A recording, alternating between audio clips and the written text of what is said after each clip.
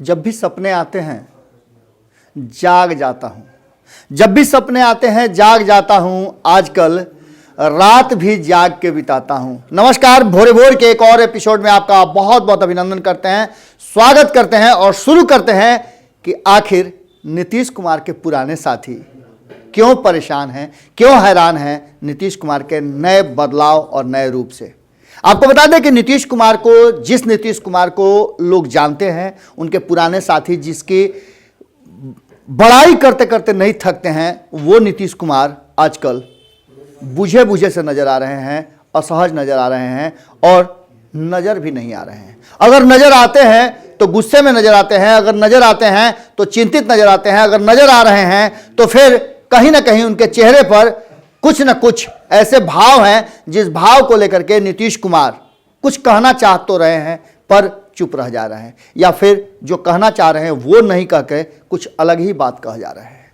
और ये तिलस्म कैसे टूटेगा, कौन तोड़ेगा? निश्चित रूप से बार बार आपने सुना होगा कि भारत लाइव और भारत लाइव के संपादक नमन मिश्रा जी ये बात कहते रहे कि नीतीश कुमार का कंपटीशन नीतीश कुमार से ही है।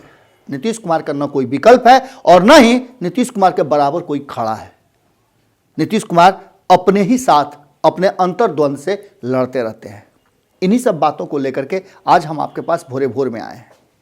आपको हम बता दें कि 2005 में जब नीतीश कुमार जी पहली बार बिहार का बागडोर संभाले थे, मैं फरवरी की बात नहीं कर रहा हूं, मैं अक्टूबर वाले नीतीश कुमार की बात कर रहा हूं।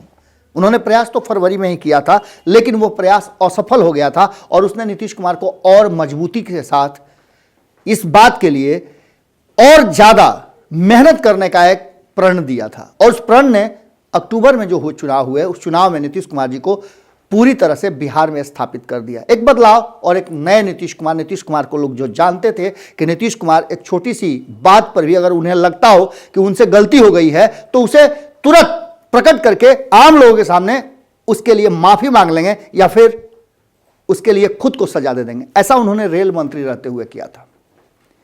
ऐसे कई उदाहरण हैं जो नीतीश कुमार ने प्रस्तुत किया था, पर वो नीतीश कुमार कहां विलुप्त हो गए हैं, कहां खो गए हैं, कहां उनको खोजा जाए, इस बात की सब कोई तलाश कर रहा है। लेकिन आपको बता दें, तब नीतीश कुमार में बहुत कुछ नया था। नीतीश कुमार भी नए थे, बिहार नया था और बिहार में बदलाव की बात उन्हें करनी थी। उन्हें यह करना था, यह बताना था कि जो व्यक्ति 15 साल बिहार की सत्ता में बैठा था, लालू प्रसाद, उस व्यक्ति को उन्होंने ही प्रयास करके और मुख्यमंत्री की कुर्सी तक पहुंचाया था। आज उनसे आगे निकलने की होड़ उनको सबसे ज्यादा काम करने के लिए मजबूर कर रही थी और डरते थे लोग। वो अधिकारी जो विभागों को देखते थे, वो अधिकारी जो योजनाएं बनाते थे, वो अधिकारी जो भ्रष्टाचार में लिप्त थे, उनको रात में नींद नहीं आती थी। कब उनके यहां छापा पड़ जाए, कब उनके मकान को सरकारी आवास को घोषित करके और वहां बच्चों के विद्यालय या फिर पुस्तकालय खोल दिया जाए। यह डर खत्म हो गया है। बिहार विकास की तरफ बढ़ रहा था। बिहार बहुत सारे मुद्दों पर नंबर 1 में था। बिहार की योजनाएं, नीतीश कुमार की नीतियां दुनिया अपनाने लगी थी। बहुत सारी ऐसी योजनाएं थी जो नीतीश कुमार ने इजाद किया था। आज उन सारे विषयों की चर्चाएं बंद हो चुकी हैं। अब हम आगे की आपको कहानी बताते हैं। नीतीश कुमार के अलग अलग रूप देखने को मिले हैं इन 16 सालों में। लगभग एक नीतीश कुमार जो 2005 से 2010 के बीच में थे, जिन्होंने बिहार को बदलने और बिहार में एक नई कवायद शुरू की थी। उन्होंने कहा था कि बिहार के किसी भी अंतिम छोर से आप 4 से 5 घंटे में पटना पहुंच सकते हैं।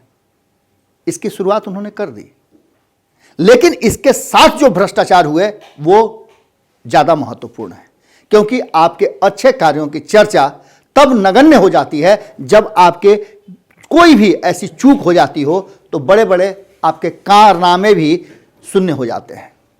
इसलिए आपको अपने कार्य और किए गए कृतियों पर फोकस रखना पड़ेगा। अब इन सब बातों के बाद 2005 में के बाद 2010 तक बिहार की जनता ने नीतीश कुमार के कार्यों को देखकर के उन्हें और ज्यादा मजबूती के साथ सत्ता में लाया। और ये एक बड़ी आजादी के बाद का एक ऐसा जनाधार था जो शायद पहली बार नीतीश कुमार को मिला था। और इस बड़े जनाधार के साथ, जबकि एकदम धाराशायी हो गई थी विपक्ष की सभी पार्टियां, लालू प्रसाद जो MOI समीकरण का दंभ भरते थे, उनकी भी स्थिति बहुत बुरी हो गई थी।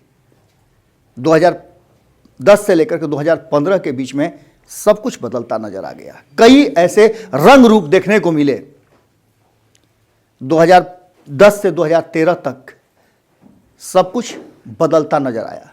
नीतीश कुमार पर भारतीय जनता पार्टी का प्रभाव और दबाव, या फिर नीतीश कुमार का संशय, जो उन्हें ऐसा लगने लगा था, या नीतीश कुमार को समझ गए थे उनके अधिकारी कि अब नीतीश कुमार को यहां बचाया जा सकता है, छुपाया जा सकता है, नीतीश कुमार को यहां से अब दिशा परिवर्तन कराया जा सकता है। आपको पता है कि अच्छे और बुरे दोनों लोग होते हैं, और 2013 में यही कुछ हुआ। या तो नीतीश कुमार की महत्वाकांक्षाएं बड़ी हो गई थी, या फिर नीतीश कुमार को ऐसा लगने लगा था कि उन्होंने जो कर दिया है उसके आधार पर अब बहुत लंबे समय तक वो चल सकते हैं। 2013 में नीतीश कुमार जब नरेंद्र मोदी का नाम सामने आया तो उन्होंने साथ छोड़ दिया, और यह कहते हुए साथ छोड़ा था कि इस व्यक्ति के, इस टीम के आने से देश में अलग तरह का माहौल हो जाएगा और देश विकास के रास्ते को भूल करके कहीं ना कहीं एक अलग रास्ते पर भटकने लगेगा। विश्वास नहीं था उन्हें, भरोसा नहीं था कि नरेंद्र मोदी जो वादा कर रहे हैं, जो बोल रहे हैं, वो कर भी पाएंगे, क्योंकि इसके पीछे की कहानी हम आपको सबसे लास्ट में बताएंगे कि इसके पीछे उनका डर और क्या था। क्योंकि नीतीश कुमार केंद्र में रह चुके थे, भारतीय जनता पार्टी के साथ रहने का उन्हें अनुभव प्राप्त था, और वो जानते थे कि अटल आडवाणी के बाद आने वाला ये जो नया पीढ़ी है, नया पौध है, इसकी क्षमता कितनी है। 2013 में छोड़ने के बाद एक बार फिर से लालू प्रसाद, जिन्हें 2005 में उन्होंने बहुत कुछ कहा था, उनके साथ आ गए। ये सिलसिला आगे बढ़ चला। 2015 में दोनों ने साथ मिलकर चुनाव लड़ा, और भारतीय जनता पार्टी जो 2014 में केंद्र में अपना सत्ता स्थापित कर चुकी थी, उसे धूल चटा दिया। ये सारी बातें आप जानते हैं, लेकिन मैं फिर कह रहा हूं। क्यों कह रहा हूं? उसके पीछे का तथ्य आपके सामने जब सुनेंगे आप, तो आपके पैर के नीचे से जमीन खिसक जाएगी। सरकार बनी 2015 में, और फिर मात्र 2 साल से भी कम वक्त में नीतीश कुमार की सरकार गिर गई। क्यों गिरी? आपको लग रहा होगा कि तेजस्वी यादव के कारण गिरी। नहीं, तेजस्वी यादव के कारण नहीं गिरी। वही मैं जमीन खिसकने की बात कर रहा हूं। जब नीतीश कुमार केंद्र के सरकार के साथ सामंजस्य बिठाने में मुश्किलें पैदा हो रही थी, तब नीतीश कुमार को लगा कि उन्हें तो सत्ता में रहना है बिहार में, और ऐसी स्थिति में उनके लिए बेहतर होगा कि वो सामंजस्य भारतीय जनता पार्टी से बैठा लें, क्योंकि बाकी सब तो आने जाने हैं, जब जरूरत पड़ेगी इनके साथ आएंगे और जाएंगे, पर सत्ता बनाए रखने के लिए भारतीय जनता पार्टी जरूरी है, और केंद्र सरकार का सब सहयोग जरूरी है। बिहार में विकास के रास्ते धीरे धीरे अवरुद्ध होते गए। सड़कें जो 10 किलोमीटर बननी थी, मैं एक उदाहरण दे रहा हूं, जो 10 किलोमीटर बननी थी वो 2 किलोमीटर बन करके रुक गई। सामान गिरे हुए थे, लेकिन काम अवरुद्ध होता चला गया। हर साल बजट आता है। इस बजट के बाद आपने देखा होगा कि बजट में बहुत सारे आंकड़े हैं। 2020-21 में भी बजट आए थे, 21-22 के भी बजट आए हैं, जिसमें 34.8 लाख करोड़ का केंद्रीय बजट आया है।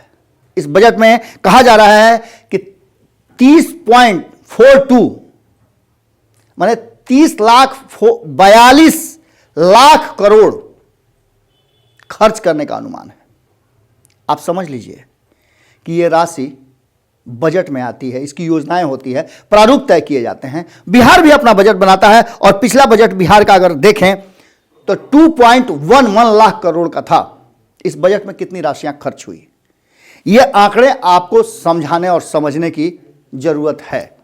इस आंकड़ों का नट सेल में जो अगर बात समझें तो 2.11 लाख करोड़ का ये बिहार का जो बजट है, इस बजट में से कितनी राशियां खर्च होती हैं, और जब अगला बजट आता है उस बीच में यह कहा जाने लगते हैं लोग कि सरकार इतना काम नहीं कर पाई। इसका उदाहरण सीधा सा है। यदि आपके पास 100 रुपया है और आपने 200 रुपये का कोई योजना बना लिया, तो आप बताइए उस योजना को पूरा कर पाएंगे? बिल्कुल नहीं कर पाएंगे, कर्ज लेना पड़ेगा। लेकिन अगर आप हर साल यही काम करते हैं, कर्ज लेते जाते हैं, कर्ज लेते जाते हैं, तो कर्ज देने वाला भी पिछला चुकता किया नहीं आप, और फिर कर्ज आपको कब तक देगा? हाथ खड़े कर देता है। और यही हुआ है बिहार के साथ भी। बिहार के विकास अवरुद्ध हैं, पर सरकार आपके सामने ये बातें नहीं रख पाती है। बजट तो बन जाते हैं, आपको लोक लुभावनी वादे कर दिए जाते हैं कि बजट में ये प्रारूप होता हो गया, इतने खर्च होंगे, सड़क पे इतना होगा, बिजली पे इतना होगा, पानी पे इतना होगा, किसानों पर इतना होगा, लेकिन ये कभी पूरा नहीं हो पाता है क्योंकि बिहार के पास पैसा नहीं है, केंद्र के पास भी पैसा नहीं है और केंद्र देगा ही नहीं। विश्व बैंक ने पहले ही हाथ खड़े कर दिए हैं।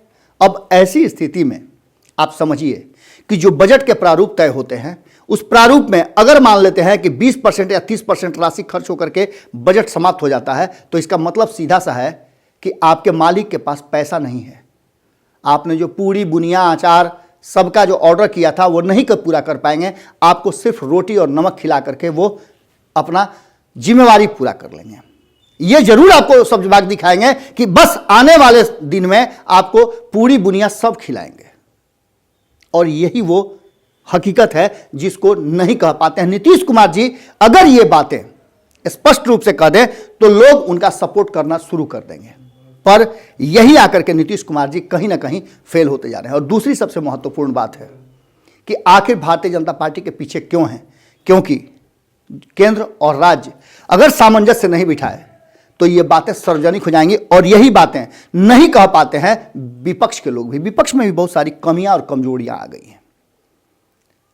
जब चुनाव से पहले सुशील मोदी ने यह बात कही थी कि आखिर तेजस्वी यादव कैसे 10 लाख लोगों को सरकारी नौकरी देंगे, क्योंकि जो सरकारी नौकरी में, सरकारी सेवा में जो लोग हैं, जो नियोजित लोग हैं, उनको तो वेतन टाइम पे मिल नहीं पा रहा है, बाकी के लोगों को कहां से दिया जाएगा।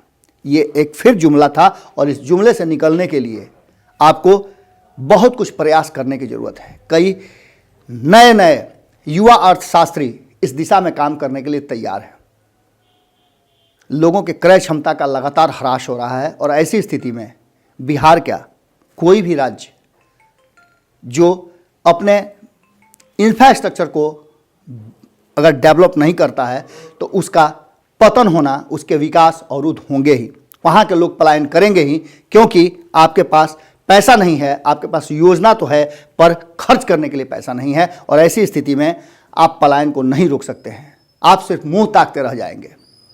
अब एक नया बिहार बनाने की जरूरत है, नई सोच के साथ आना पड़ेगा, और इसके लिए खास करके नए उद्यमियों को एक बड़ा बीड़ा लेना पड़ेगा, उठाना पड़ेगा, और सरकार को भी उदार हृदय से छोड़ना पड़ेगा। उन उद्यमियों के हाथ को बिल्कुल खुला छोड़ना पड़ेगा कि वो आए, और इसके साथ साथ ये तय करना होगा कि जब ये उद्यम लगे तो बिहार के लोगों को विशेष तरजीह दी जाए, बिहार के लोगों को रोजगार मिले, बिहार के लोगों को काम मिले।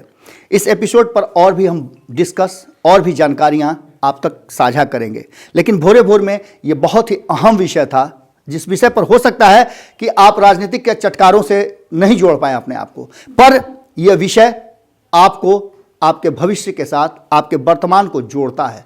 अगर आपको लगता है कि वास्तव में आपको आज का भोरे भोर अच्छा लगा, अधिक से अधिक लोगों तक ये बातें जानी चाहिए, तो साझा जरूर कीजिएगा, शेयर कीजिएगा, और साथ ही हमारे इस प्रयास को भी निश्चित रूप से आपका साथ चाहिए। अगर आपका साथ मिला, और अगर आप समझते हैं कि बिहार के विकास में आपका भी योगदान होना चाहिए, तो आप साझा करके भी एक योगदान कर सकते हैं। जरूरी नहीं है कि आप बहुत बड़ा उद्यम लगा करके, लोगों को रोजगार देकर के ही कर सकते हैं। लोगों तक ये बातें पहुंचा करके भी आप बड़ा सहयोग कर सकते हैं। फिर कल मिलते हैं भोरे भोर में आपसे। हमें दीजिए इजाजत, लेकिन आप शेयर करना और सहयोग करना दोनों जारी रखिए। यूपीआई नंबर दिया हुआ है, अगर कोई समस्या हो तो आप हमें फ़ोन करके भी बात कर सकते हैं। सहयोग के लिए अगर आप इच्छुक हैं तो आप हमसे संपर्क भी कर सकते हैं। नमस्कार। अगर ये वीडियो पसंद आई और वह बिहार के राजनीति और बिहारियत से सरोकार रखेनी तो सब्सक्राइब बटन दबा के चैनल के सब्सक्राइब कर ली। ओजे एगो घंटी बा, ओकरा बटन दबा देला से कुल सटीक और मारक खबर रुआ मुफ्त में मिल जाई। अगर रुआ पत्रकारिता के हमनी के नया प्रयोग में सहयोग कर चाहतानी तो ज्वाइन बटन दबा दी। पेटीएम नंबर नोट कर ली 9386816700। धन्यवाद।